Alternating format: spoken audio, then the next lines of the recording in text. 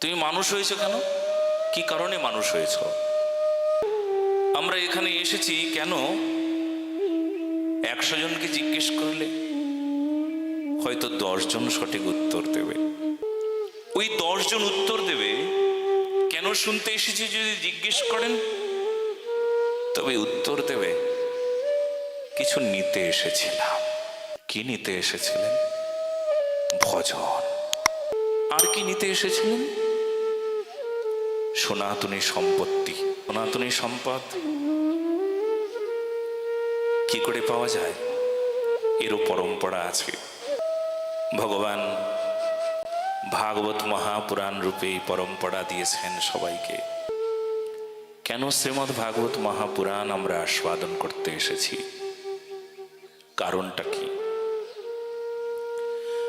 আজ শ্রীমদ্ ভাগবত মহাপুরাণের মহিমা আমরা শুনব। কারণ আমরা অনেক কিছুই আয়োজন করি, অনেক অনুষ্ঠানের আয়োজন করি, কিন্তু প্রয়োজন জানি না। সকল সনাতনীরা যদি সনাতনী অনুষ্ঠানের আয়োজন করে কিন্তু প্রয়োজন যদি না জানেন, তবে আয়োজনটা বৃথা হয়ে যাবে।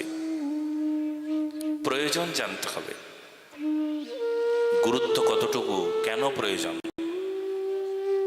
তুমি স্কুলে যাবে, কেন যাবে? তুমি কলেজে যাচ্ছ কেন? তুমি পড়তে যাচ্ছ কেন? তুমি কেন পড়বে? কি কারণ? তুমি মানুষ হয়েছো কেন?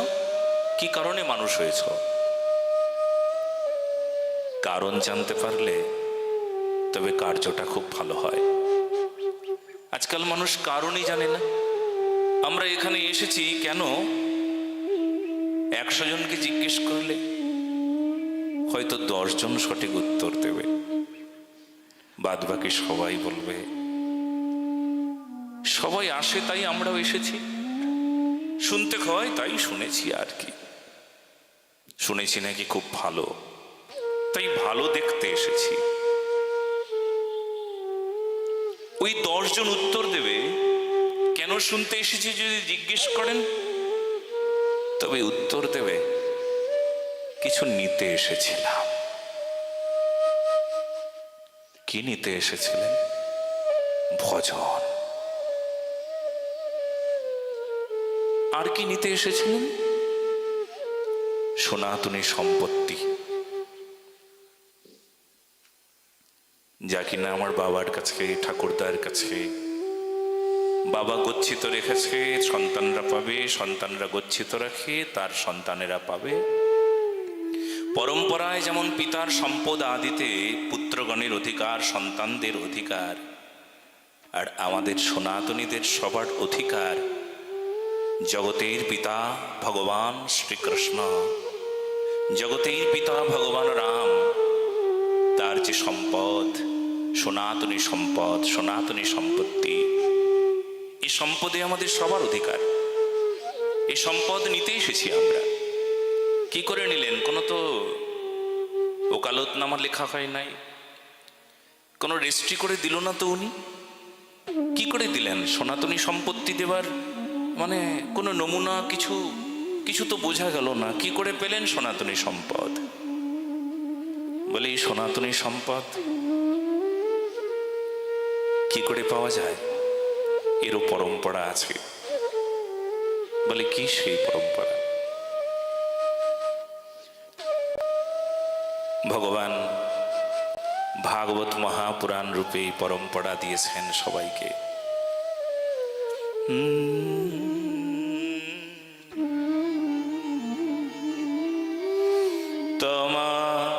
তমাদিদেবম পুরুষম প্রধানম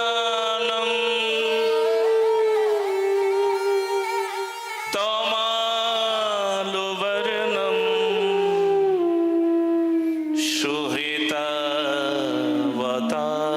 সুহৃতাবতারম অপার সংসার সমুদ্র সেতুম ভজামহে ভাগবতম রূপম।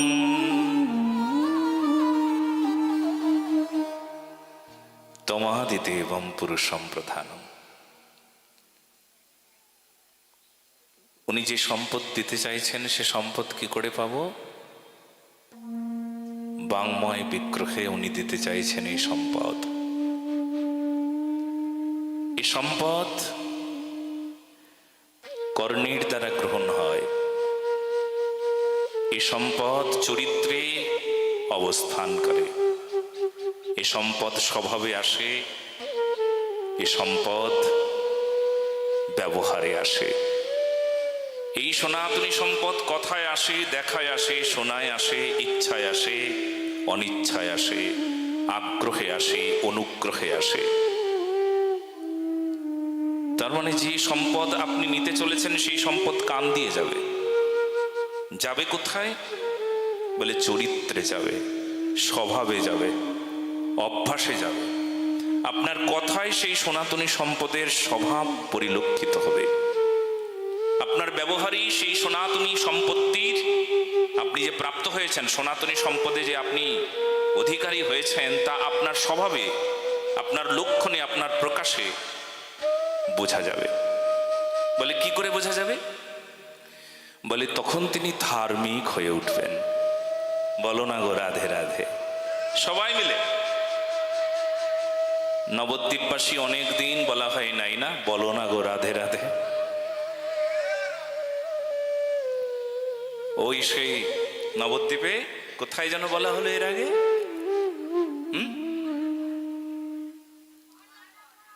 মহানাম মঠে। আমরা সেখানে 2 বছর হয়ে গেল না, 1 বছর। অনেক দিন বলা হয় নাই, শুকিয়ে গিয়েছিল না, আবার জল পড়েছে। বলো না গো রাধে রাধে। বাহ! উনি ধার্মিক হয়ে যাবেন। এই সনাতনী সম্পদ লাভে ধার্মিক হয়ে যাবেন। লক্ষণ কি প্রকাশ পাবে? ওনার আচার আচরণ, ওনার ব্যবহার একদম সম্পূর্ণ বদলে যাবে। বলে কেমন হবে? নবদ্বীপ ধাম তো সেই জন্য বলতে হয়। বলে ছিল জগাই মাধাই, হয়ে গিয়েছে সাধু। 2 লক্ষ কৃষ্ণ নাম করেন মাধাই, ব্রহ্মচারী নাম খ্যাতি হইল তথাই। নিশিকালে গঙ্গা স্নান করিয়া নির্জনী, 2 লক্ষ কৃষ্ণ নাম লন প্রতিদিনে। বদলে গেছেন উনি। বলে আগে কি ছিল? ব্রাহ্মণ হইয়া মদ্য গোমাংস ভক্ষণ, চুরি করে পরগৃহে দোহে সর্বক্ষণ, তারা না করিতে পারে এমত পাপ কাজ। আগে জগাই মাধাইয়ের এই চরিত্র ছিল, ব্রাহ্মণ হইয়া মদ্য গোমাংস ভক্ষণ। ধার্মিক ছিল? অধার্মিক, ধর্ম বিরুদ্ধ আচরণ। আর সেই মানুষটা বদলে গেল ধর্ম পেয়ে। কি হলো? 2 লক্ষ কৃষ্ণ নাম করেন মাধাই। স্বভাব এলো কি? নাম করে। আমরা আজকে গঙ্গার ঘাটে গিয়েছিলাম, যেখানে জগাই মাধাইয়ের ঘাট, তার আগের ঘাটে বুঝি আমরা ওখান থেকে ঘুরে এলাম। আলোচনা করতে করতে আমরা ওটা বলছিলাম, জগাই মাধাই ওই ঘাটে যখন স্নান করছিলেন তখন গঙ্গাকে বলছিলেন, গঙ্গা এত পাপ, এত পাপ আমাদের, এত পাপ কোথায় রাখবো? কি করে নেবে তুমি? শোনো মা, আমরা এখানে স্নান করছি, আমাদের পাপটা কিন্তু ওই যে মূল গঙ্গাটা আছে ওখানে যেন না যায়। এখানকার ওই গঙ্গার যে বর্ণটা না একদম কালো হয়ে আছে বহুদিন ধরে। আমি ছোটবেলা থেকেই দেখছি কালো। আপনারা কালো দেখছেন? কোনোদিন গঙ্গার বর্ণ কালো ছাড়া অন্য কিছু দেখেছিলেন আপনারা? অনেকদিন যারা এখানে আছেন, 60-70 বছর, কালোই দেখেছেন না?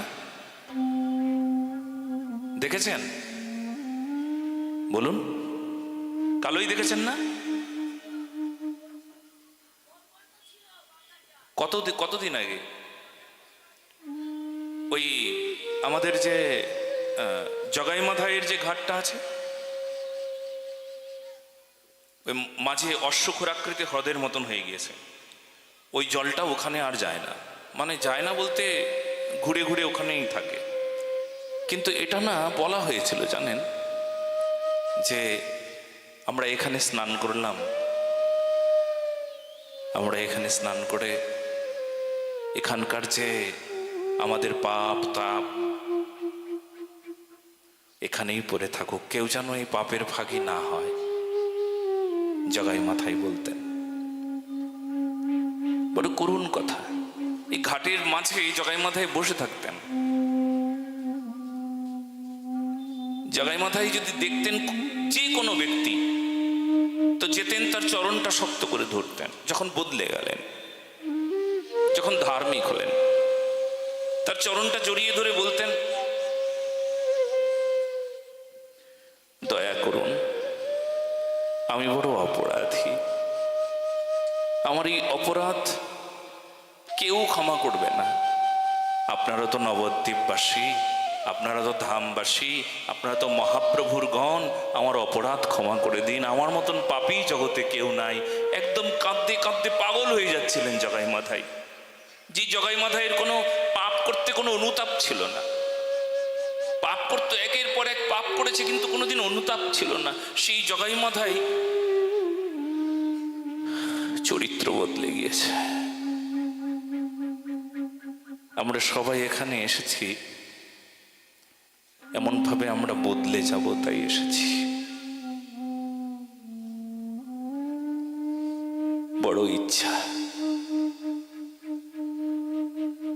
তাই সনাতনী সম্পদ যদি কেউ লাভ করেন, এই সম্পদেই যদি সম্পদশালী হন, তবে তিনি বদলে যান, জগাইমাথাই থেকে সাধু হয়ে যায়। কি করে হয়? কে করেন? অপার সংসার সমুদ্র সেতুম, অপার সংসার সমুদ্র সেতুম ভজামহে ভাগবতম স্বরূপম। তার আগের পংক্তি বলছেন যে সুহৃতাবতারম। সুহৃত মানে কি জানেন? সুহৃত মানে হচ্ছে এই জগতে মন্দকেও যিনি আশ্রয় দেন। আমাদের স্বভাব কি? ভালোকে আমরা সবাই ভালোবাসি, মন্দকে আমরা সবাই ঘৃণা করি, মন্দকে আমরা সবাই তাড়িয়ে দিই, মন্দকে আমরা কাছে নিই না, মন্দের সঙ্গে আমরা মেলামেশা করি না। যে মন্দ, তাকে সবসময় দূরে দূরে রাখি। কিন্তু আমার ভাগবত মহাপুরাণ কেমন? সুহৃতাবতারম।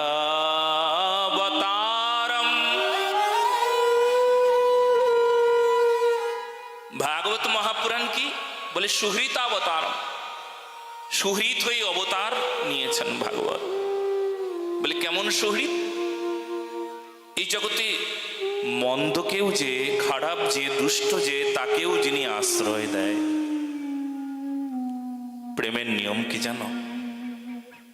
যে মন্দ তাকেও কাছে টেনে নেওয়া, মন্দ জানা সত্ত্বেও তাকে ভালোবাসা। যাকে ভালোবেসেছি, আমি জানি মন্দ, তবুও তাকে ভালোবাসো। ভালোবেসে তাকে কি করব? ভালোবাসার স্পর্শে, ভালোবাসায় তাকে ভালোভাবে করব। এগুলো সুহৃদ। ভালো করে বুঝুন বিষয়টি। যদিও মনে হচ্ছে ভাব বাচ্চের কথা, কিন্তু এর মধ্যে ভাবের চাইতে বেশি বাস্তব আছে। ভালোবাসায় গর্ব তারে, যতই হোক অধম তিনি। ভালোবাসায় গর্ব তারে, মানে ভালোবাসা দিয়ে গর্ব, স্নেহ দিয়ে তাকে গড়ে নেব।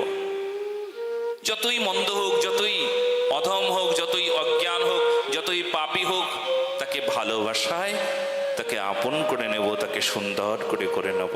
বলে কার মতন? নিত্যানন্দ প্রভু।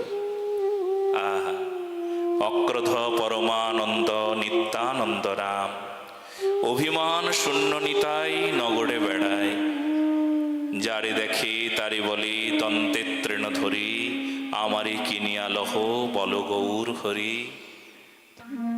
আহা, অক্রোধ পরমানন্দ তত্ত্ব নিত্যানন্দ প্রভু কি করলেন?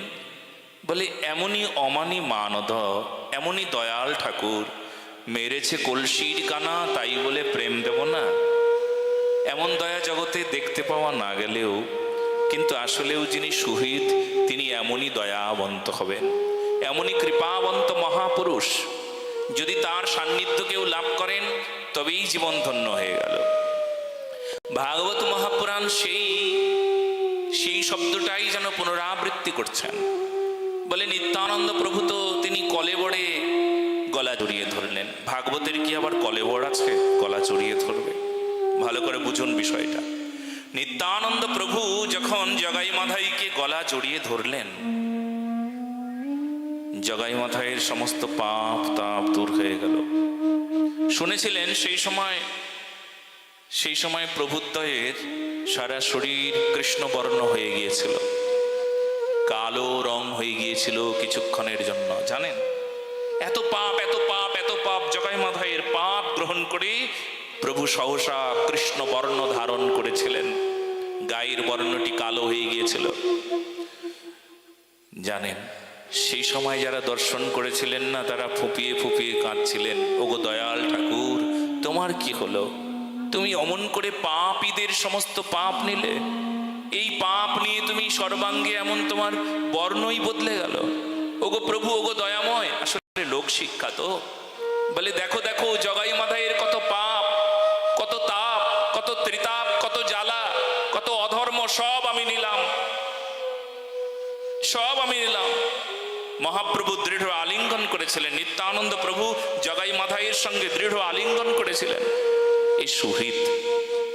কিন্তু ভাগবত মহাপুরাণ তিনি কি করে আলিঙ্গন করবেন, কি করে টেনে নেবেন, কি করে নিজের বুকে টেনে নেবেন, কি করে নিজের চরণে জায়গা দেবেন? আয় আয় আমার চরণে আয়। এ তো গ্রন্থ, এ তো বাংময় বিগ্রহ। এ কি করে বলবে আয় আমার গলে লেগে যা, আয় আমার সঙ্গে আলিঙ্গন দে? বলে বলবে না? বলে খুব বলবে। বলে উনি কি জড়িয়ে ধরবেন? বলে হ্যাঁ, মা যেমন জড়িয়ে ধরে সন্তানকে, ভাগবত অমন জড়িয়ে ধরবে সন্তানকে। হ্যাঁ, তাই নাকি? যেমন আলিঙ্গন করেন, স্নেহ করেন, মাথায় হাত রেখে আদর করতে থাকেন মা, অমন করে আদর করবেন? বলে হ্যাঁ আদর করবেন। বলে আদরের নমুনা কি করে বুঝবো আদর করলেন ভাগবত? বলে কি করে বুঝবে? তবে শোনো, ইনি না অপার সংসার সমুদ্র সেতুম ভজামহে ভাগবতম স্বরূপম,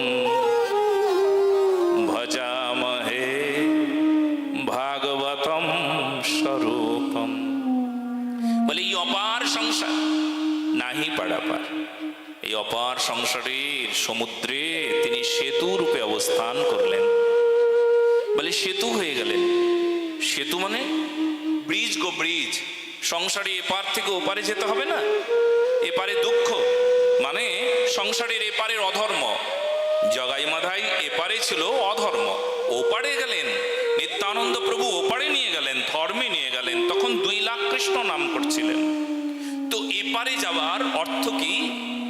এপারে যাওয়ার অর্থ ধর্ম হয়ে গেল। তো জগাই মাধাই কি করলেন? জগাই মাধাই অধর্ম থেকে ধর্মের পথে এলেন। এবার ভাগবত মহাপুরাণ কি বলছেন জানো মা? ভাগবত মহাপুরাণের মহিমা বর্ণনা করতে গিয়ে পদ্মপুরাণের ঋষি বলছেন যে আমি সমুদ্রের সেতু হয়ে থাকবো। হয় সে কি কথা? সেতুর উপর দিয়ে আমরা হাঁটাহাঁটি করব, আমরা চলাচল করব, তোমার মাথার উপর দিয়ে উঠবো? ব্যাপার কি? সন্তান তো বাচ্চার মাথার উপরেই ওঠে, বলো না গো রাধে রাধে, মাথায় করে নিয়ে যায় না? কখন সন্তানকে মাথায় করে নেয় গো? কখন সন্তানকে মাথায় করে নেয়? সন্তান যখন আর হাঁটতে পারে না তখন মাথায় তুলে নেয়, কাঁধে তুলে নেয়, নেয় না?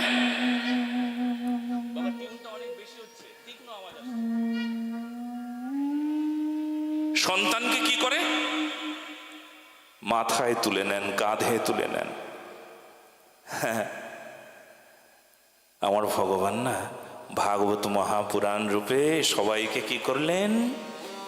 কাঁধে তুলে নিলেন। কি দয়াময়! এই কিছুক্ষণ আগে বলছিলাম না, ইনি কি আদর করবেন? ভাগবত কি আদর করে বলবেন, আয় আয় কোলে আয়, আয় তোকে আদর করি? ভাগবত বলছেন কি?